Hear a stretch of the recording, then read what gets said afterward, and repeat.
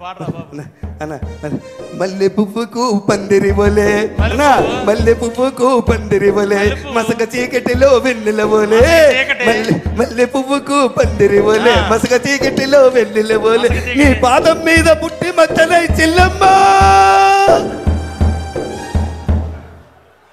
ఏంటి ఏట్రా భార్యను పట్టుకొని చెల్లమ్మ అన్నావా?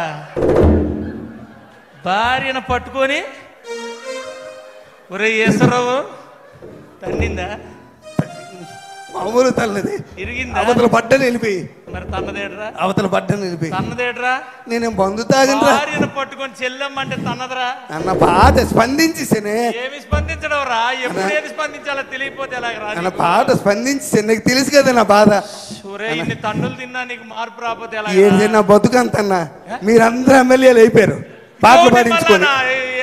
మీరందరూ నాతో పాటలు పాడించుకొని మీరు అందరూ ఎమ్మెల్యే అయిపోయారు. నెక్స్ట్ టైం ఆయనకి ఇచ్చేయండి బాబు. ఎందుకు వచ్చింది మాకు ఈ సీట్ అన్నా? మళ్ళా మీరు ఎమ్మెల్యే అయిపోరు, మీరు ఎమ్మెల్యే అయిపోరు. నువ్వు తన్నులు తిన్నా మేము ఎమ్మెల్యే అయిపోరు. నాతో పాటలు పాడించుకున్నారు, దండలు వేసారు, పుల్లేసుకలు వేయించారు, అన్ని చేపించుకొని ఆ వేళ నేను మంచోడిని, అందరికి ఈశ్వరరావు కావాలి.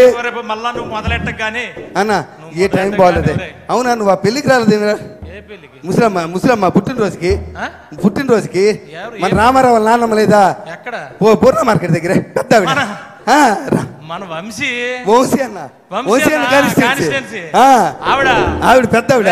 చెప్పనా, ఆవిడికి సగం నియోజకవర్గానికి మంచి ఇన్ఫ్లుయెన్సరా. బుట్లాడుతుంది కదా వంశీ కూడా గెలిచింది ఆవిడ వల్లే. బుట్లాడుతుంది కదా. అబ్బో సగం ఫ్యామిలీ. పెద్ద పుట్టినరోజుకి వెళ్ళావా? పుట్టినరోజుకి వెళ్ళాను. నువ్వు రాలేదట? నేను వెళ్ళాను రా బాబు. పుట్టినరోజుకి వెళ్ళానన్నా. పాట అయితే పాడలేదు కదా. అచ్చే పుట్టినరోజుకి వెళ్ళాను. ఎలా చేశారు తెలుసా?